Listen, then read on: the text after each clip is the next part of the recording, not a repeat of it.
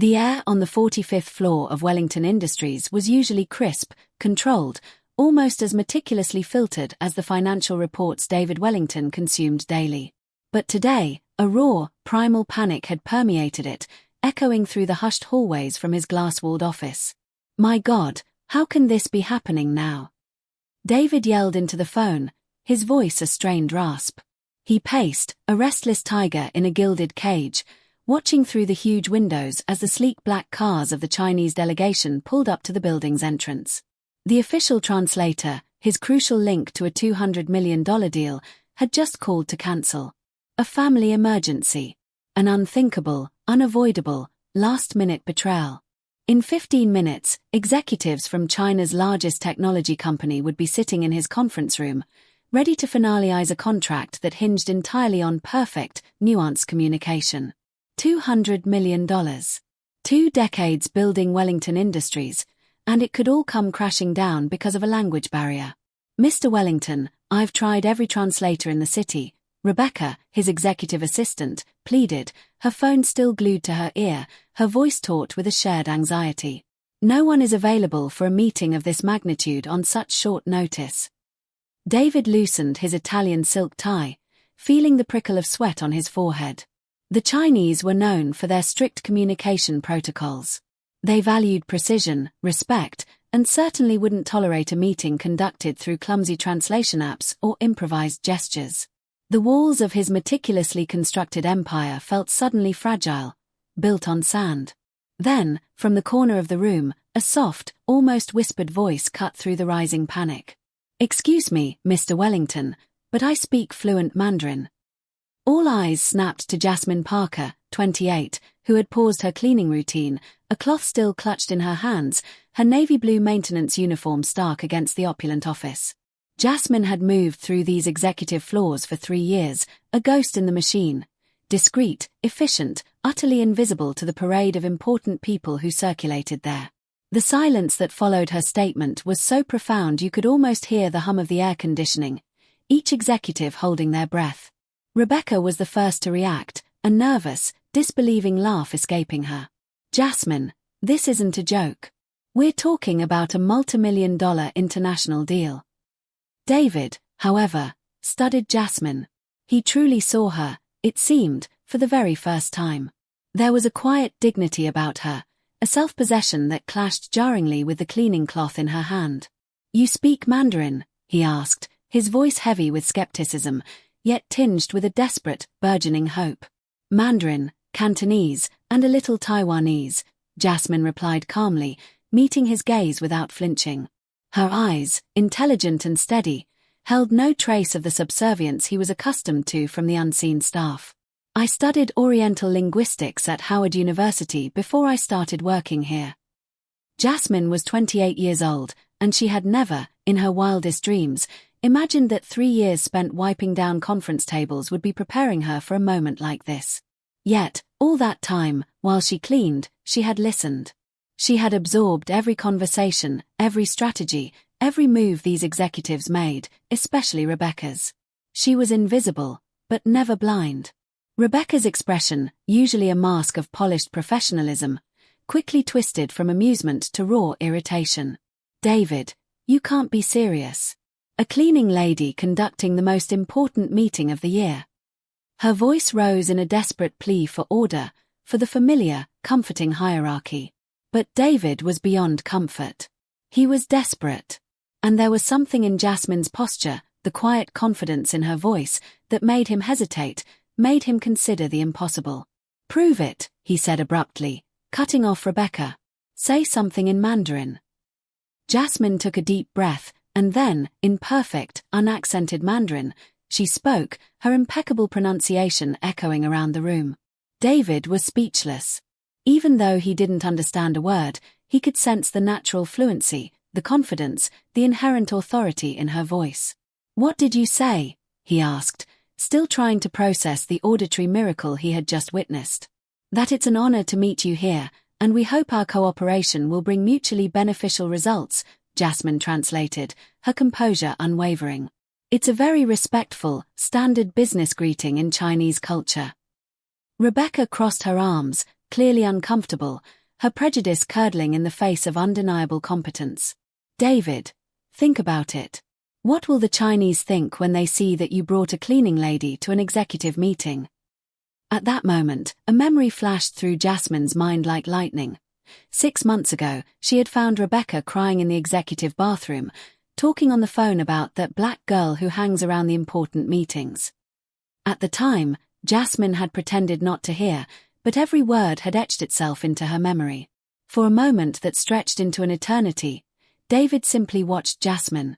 There was something in her eyes now, a deep intelligence, a quiet dignity, that contrasted sharply with the dismissive way he, and everyone else, had treated her daily. For 3 years, she had cleaned these rooms, listened to these conversations, absorbing more about the workings of the company than many of his paid executives. The irony was suffocating.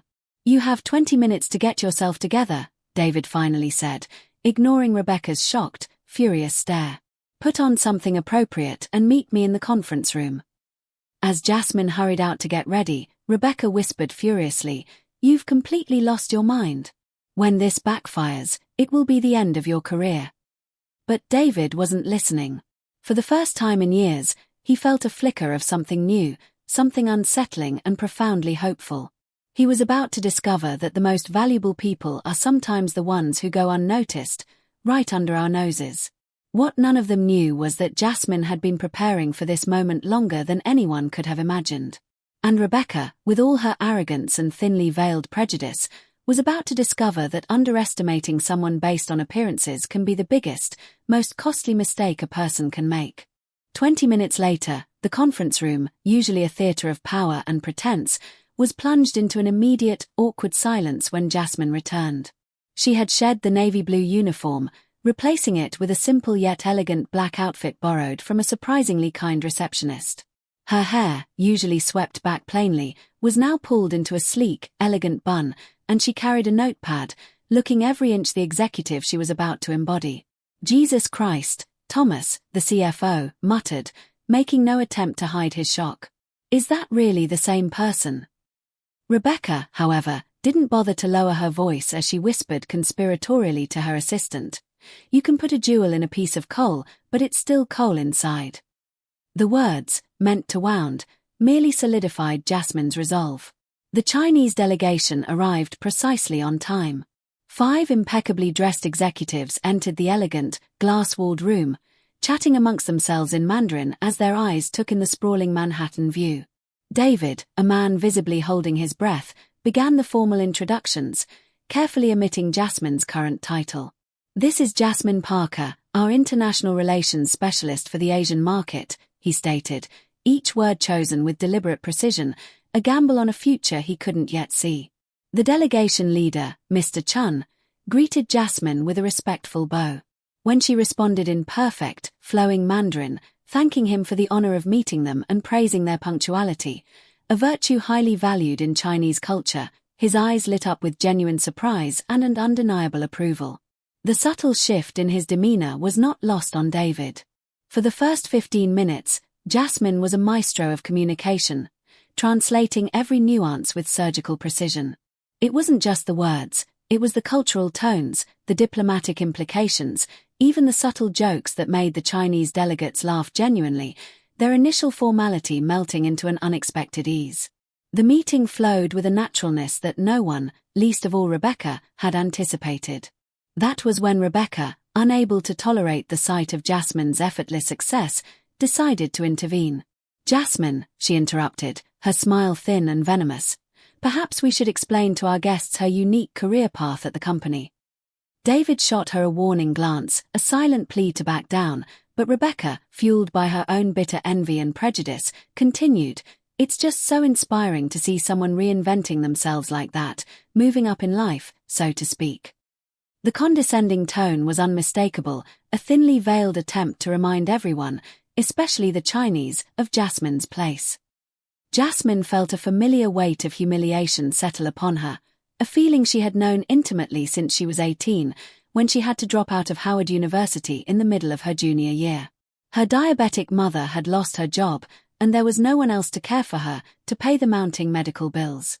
Life teaches us that opportunities can come in unexpected ways, Jasmine replied calmly, her dignity unmarred, as Mr. Chun watched the exchange with growing confusion. But really, Rebecca pressed, enjoying the discomfort. Who would have thought that someone who was cleaning these very rooms 3 years ago would be sitting at this table today? She paused, letting the information sink in for the Chinese delegation, her eyes flicking to their faces for a reaction. It really demonstrates how our company values diversity in all its forms. The silence that followed was devastating, thick with the unsaid.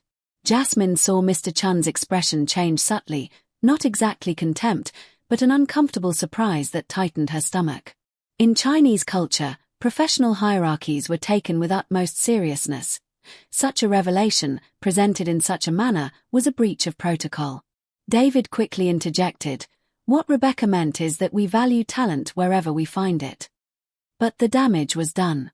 For the next 15 minutes, Jasmine felt the Chinese executives' glances shift. They were still polite, still translating when necessary, but the genuine ease was gone. She had become a curiosity, an anomaly, not a professional peer. It was at that moment that something inside Jasmine crystallized. For 3 years, she had cleaned these rooms, an invisible observer.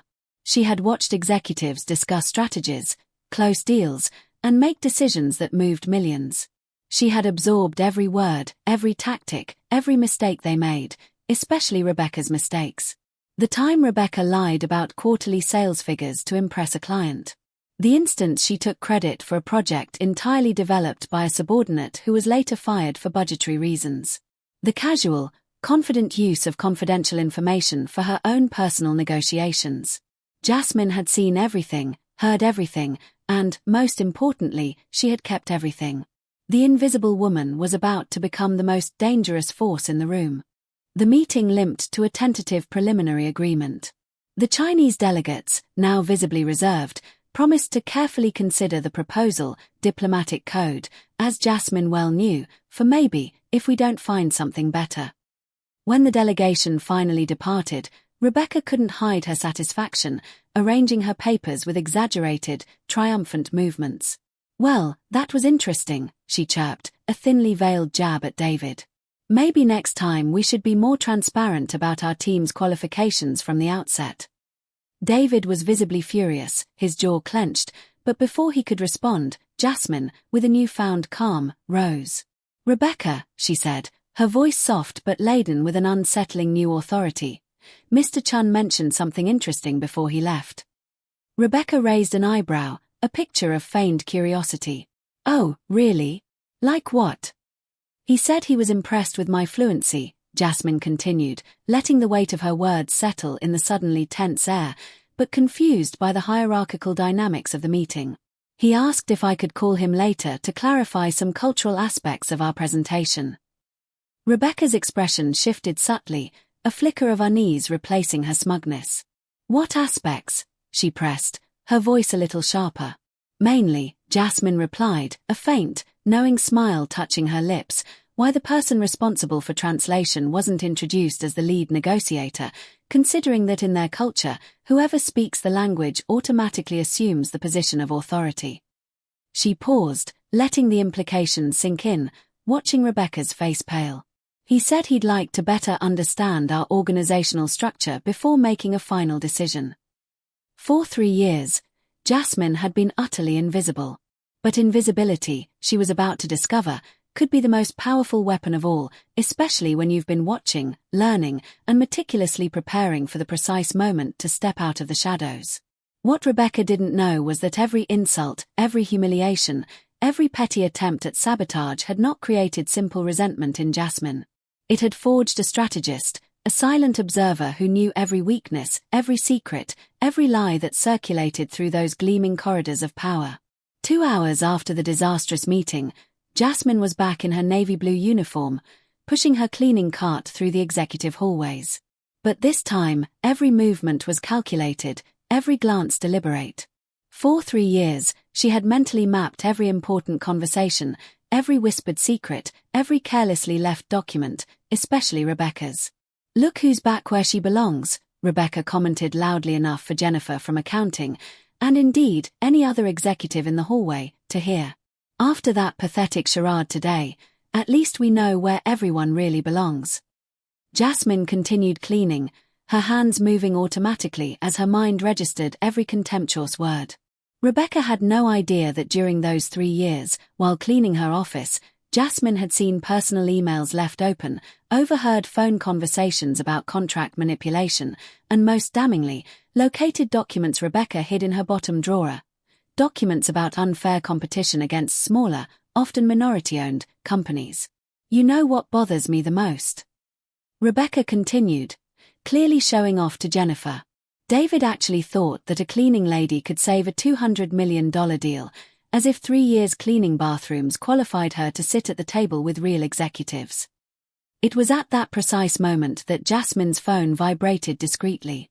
A message from an unknown number, but in Chinese characters she recognized immediately. It was from Mr. Chun. Ms. Parker, I would like to talk to you privately about our company and your future opportunities. Could we meet tomorrow at 10 a.m. at the Mandarin Cafe on 42nd Street? I have a proposal that may interest you. Jasmine's heart raced, a quiet thunder in her chest. This wasn't just about translation. It was about so much more. During the meeting, she had realized that Mr. Chun was evaluating not only her linguistic fluency but her business acumen, her poise, her dignity under pressure. That night, in her small Brooklyn apartment, Jasmine opened a file on her computer that she had been meticulously building for 2 years. It wasn't paranoia. It was preparation. Every company, she knew, had its dirty secrets, and 3 years of invisibility in the corridors of power had given her access to information that could rock foundations. The file, titled Wellington Industries Irregularities, contained 63 pages of meticulously collected evidence. Printed emails that Rebecca thought she had deleted, call logs recorded by the security system when she worked on weekends, and most importantly, photos of documents proving how Rebecca had deliberately sabotaged 3 contracts with companies run by black people in the last 18 months. Jasmine had seen Rebecca lie to clients, take credit for projects developed by others, and, most heinously, use her position to block promotions for employees she considered inappropriate for the company's image. The stage was set, not just for vindication, but for a complete reordering of power. The next day, at 10 o'clock sharp, Jasmine arrived at Café Mandarin. She wore a simple but elegant outfit, purchased the night before with the advance the Chinese company had given her. Mr. Chun was already waiting, accompanied by an elegant woman who introduced herself as Lisa Wong, the group's vice president of international development. Miss Parker, Mr. Chun began in English, then switched seamlessly to Mandarin. Yesterday I observed not only your linguistic fluency but something much more valuable, your composure under undue pressure. Lisa leaned forward, her gaze sharp and intelligent. Our company is expanding operations in North America. We need someone who understands both Chinese culture and American business dynamics. Someone who has observed how business really works from the inside. Mr. Chun added with a knowing smile, and someone who has the dignity not to bow down to small people in big positions. For 2 hours, Jasmine spoke fluently, discussing market strategies, the subtle cultural differences in negotiations, and especially how American companies often underestimated the sophistication of Asian investors. She subtly mentioned a few irregularities she had observed at competing companies, without naming names, weaving a narrative of systemic issues rather than personal vendettas. When Lisa slid a business card across the table, Jasmine read, Parker & Associates International Consulting. Below it, an annual salary that was 5 times what she earned at Wellington Industries. Consider our offer, Mr. Chun said, standing up. But we have one specific condition. We'd like you to start by helping us investigate certain discrepancies we've discovered in Wellington Industries contracts. Apparently, there is evidence of questionable practices that violate federal international trade regulations. Jasmine held the card with steady hands. For 3 years, she had been treated like furniture. Now, 2 of Asia's most brilliant business minds were offering her not just a job, but a strategic alliance.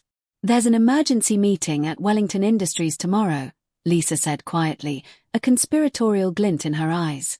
We've learned that the Chinese delegation has filed a formal complaint about contract irregularities.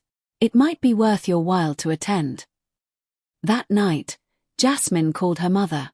Mom, remember how you always said that patience is a smart woman's most powerful weapon? Of course, honey. Why? I think I finally understand what you meant. As she hung up the phone, Jasmine looked out her apartment window at the Manhattan skyline. Tomorrow, Rebecca, and all of Wellington Industries, would discover that 3 years of invisibility had created something far more dangerous than a resentful employee. They had forged a strategist who knew every weakness, every lie, every secret of that company.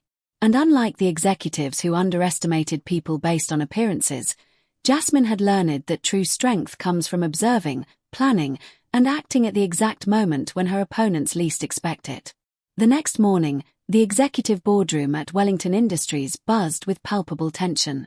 David had called an emergency meeting with the entire board after receiving an official report from the Chinese delegation about serious contractual irregularities that could result in a federal investigation. Rebecca entered confidently, her vibrant red suit and high heels echoing authority through the hallways. She had spent the night preparing her defense, convinced she could pin all the blame on the incompetent cleaning lady David had foolishly brought to the meeting. Well, Rebecca began, addressing the 7 stone-faced board members, I imagine we're here to discuss yesterday's fiasco. As I warned, putting an unqualified employee in a negotiation of this magnitude was a reckless decision that is now costing the company $200 million. It was then that the door opened silently. Jasmine entered, wearing an impeccable grey ensemble, not borrowed this time, but purchased the night before with the advance the Chinese company had given her. She carried a sleek leather briefcase and a laptop, moving with the quiet confidence of someone who had finally found her true place. I'm sorry I'm late, Jasmine said calmly, taking a seat next to David. I was finishing up some important information for the meeting. Rebecca's face twisted in ill-concealed irritation. With all due respect, David, I don't understand why she's here. This is an executive meeting. She's here, David replied coldly, his gaze fixed on Rebecca, because the Chinese delegation specifically requested her presence to clarify the accusations they made. Jasmine opened her laptop with calculated, deliberate movements. Mr. Chan approached me yesterday afternoon with some specific concerns about Wellington Industries' contracting practices. Apparently, they had discovered evidence of bid rigging and sabotage against competing companies. That's ridiculous. Rebecca exploded, her tone rising an octave, a desperate, high-pitched shriek. What kind of evidence could a cleaning lady have about executive operations? The smile that crossed Jasmine's face was soft, but devastatingly effective. The kind of evidence you gather, she said, her voice quiet but carrying, when you're invisible for 3 years and people talk in front of you as if you don't exist. Rebecca's expression changed subtly. The first spark of real fear flickered in her eyes.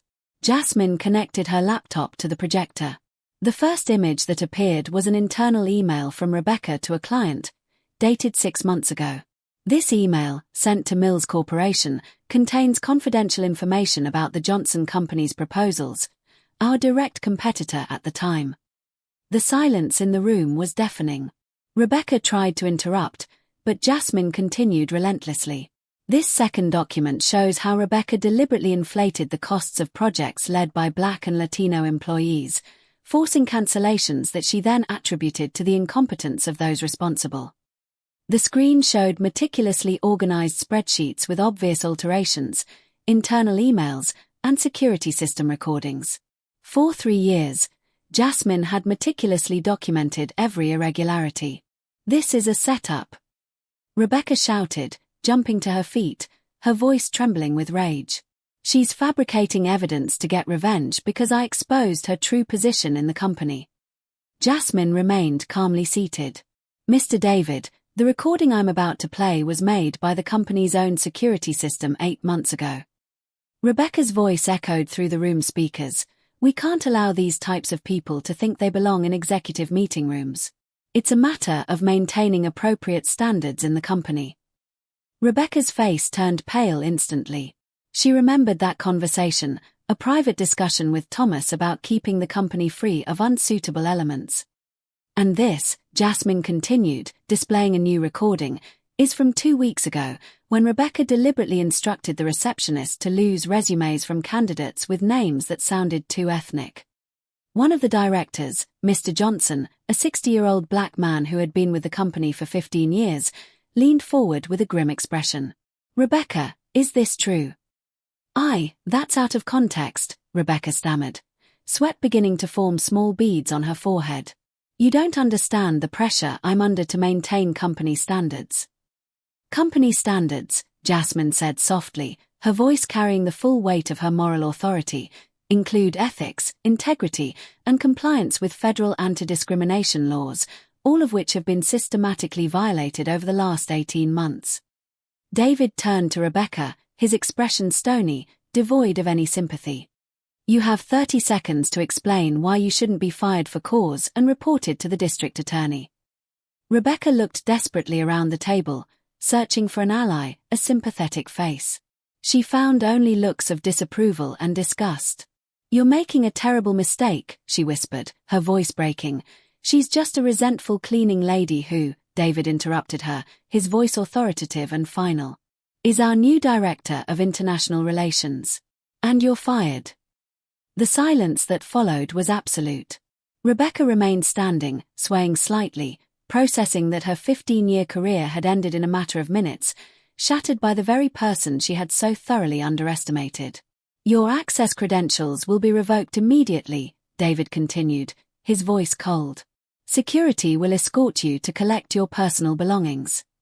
He paused, letting his words sink in. "And Rebecca, considering the seriousness of the evidence presented, we will be forwarding everything to the federal attorney's office." As security escorted Rebecca out, she shot Jasmine one last venomous look. "You may have one today, but that doesn't change what you really are." Jasmine met her gaze with unflinching calm. "You're right. I am exactly what I've always been. Someone who watches, learns, and acts at the right moment. The difference is that now, finally, I'm where I've always belonged." 3 hours later, the emergency meeting concluded with Jasmine officially named Wellington Industries' new Director of International Relations. David called her aside, a mixture of awe and relief in his eyes. "How did you pull this off? 3 years of evidence, recordings, documents." Jasmine smiled, a genuine, unburdened smile that reached her eyes for the first time in days. "When you're treated like furniture, people forget that furniture has eyes and ears." Rebecca underestimated the power of invisibility and overestimated the value of her own arrogance. At that moment, as she looked out at her new office overlooking Manhattan, Jasmine realized that the best revenge wasn't destroying Rebecca. It was building something far greater than Rebecca could ever imagine. The future that awaited her would be written by her own hand, and this time, no one could erase her signature. 6 months later, Jasmine Parker sat in her new office on the 38th floor of Wellington Industries, a space that hummed with efficiency and purpose. Her gleaming glass desk was covered with documents in Mandarin, Cantonese, and English, the tangible results of negotiations that had already yielded an astonishing $400 million in new contracts for the company. "Jasmine, the South Korean delegation has arrived," announced Jennifer, who now worked as her personal assistant, her voice bright with admiration. "They are eager to meet the woman who tripled our business in Asia in just 6 months." Through the vast window, Jasmine could see the city, a sprawling tapestry of ambition and opportunity she had once observed only as an invisible cleaning lady. Now, as Director of International Relations, she had become one of Manhattan's most respected executives. Her annual salary of $300,000 had allowed her mother to receive the best treatment for diabetes, alleviating years of worry, and Jasmine herself had been able to complete her master's degree through an executive program at Columbia University. "What about the Forbes meeting next week?" Jennifer asked, consulting her busy schedule. "Confirmed," Jasmine replied, adjusting the navy blue blazer she wore, not out of obligation, but by choice. "They want to talk about my inclusion on the list of the country's most influential young female executives." Across town, Rebecca sat in the small, cramped apartment she had rented in Queens after being evicted from her Manhattan condo. Medical bills for psychological therapy piled up on her coffee table, alongside dozens of rejection letters from companies where she had applied for jobs. The federal investigation into her discriminatory practices had resulted in a $50,000 personal fine and a 5-year ban from holding executive positions at companies with federal contracts. Her name had appeared in every major business newspaper as an example of toxic leadership, making her virtually unemployable. That morning, she had seen Jasmine's photo on the cover of Business Week magazine, smiling confidently alongside Chinese executives, with a headline that hit her like a physical blow: "The Translator Who Revolutionized International Business." The irony was a bitter, suffocating taste in her mouth. Back at Wellington Industries, David had called a meeting with the entire board to announce the exceptional results for the semester. "Jasmine Parker not only saved our deal with the Chinese," he declared to the room, his voice full of genuine pride, "she opened doors to markets we never thought possible to penetrate." Mr. Johnson, the same black director who had witnessed Rebecca's downfall, stood up to give a short speech. "In my 40 years in corporate America, I have rarely seen a transformation as dramatic as the one Jasmine has brought to our company. She has proven that true talent has no color, no social class, and definitely does not hide behind prejudice." The audience applauded enthusiastically as Jasmine remained modestly seated, a quiet, powerful presence, remembering the woman who used to clean that very boardroom just 7 months earlier. That night, in her renovated apartment on the Upper East Side, Jasmine received a call from her mother. "Honey, I saw your interview on television today. You spoke so well about second chances and perseverance." "I learned from the best," Jasmine replied, smiling softly. "You always told me that people can try to diminish us, but they can never diminish what we know and what we are capable of doing." During the television interview, Jasmine had been asked about Rebecca and whether she felt any resentment toward her for the way she had been treated. Her response had been precise and elegant: "Rebecca gave me the greatest gift anyone could give. She showed me exactly who I didn't want to become. Her arrogance and prejudice taught me that true power comes from lifting others up, not stepping on them." 3 weeks later, Jasmine was at Howard University, her alma mater, announcing the scholarship program she had created for low-income students who had to interrupt their studies due to financial difficulties. No one should have to choose between taking care of their family and pursuing their dreams, she told an audience of 500 emotional students. The Second Chance program, funded in part by her own salary, had already approved 20 full scholarships for the coming semester. Rebecca, watching the ceremony online in her small apartment, finally turned off her computer with tears in her eyes. For the first time in months, they weren't tears of self-pity, but of something that was beginning to feel like genuine regret. Meanwhile, Jasmine returned to the office where 3 years earlier she had pushed a cleaning cart through the same hallways. Now, young executives greeted her respectfully. Secretaries asked her for career advice. And most importantly, she had become a mentor to 5 other employees in operational departments who showed untapped potential. "You know what's most fascinating about this whole story?" David asked Jasmine during a private conversation. "You could have used all that information about Rebecca to destroy her personally, but you chose only to expose her professional misconduct." Jasmine smiled softly. "The best revenge is never to destroy someone. It's to build something so extraordinary that it renders everything they tried to do against you irrelevant." Jasmine Parker's story proved that genuine talent, unwavering dignity, and quiet preparation can overcome any prejudice or injustice. She turned 3 years of invisibility into the greatest advantage of her career, showing that sometimes the most powerful people are the ones you don't even notice, watching, learning, and preparing to shine. Rebecca tried to humiliate her based on prejudice and arrogance, but ended up being the architect of her own destruction. Jasmine taught the corporate world that true leadership does not come from titles or privileges, but from the ability to see potential where others see only limitations.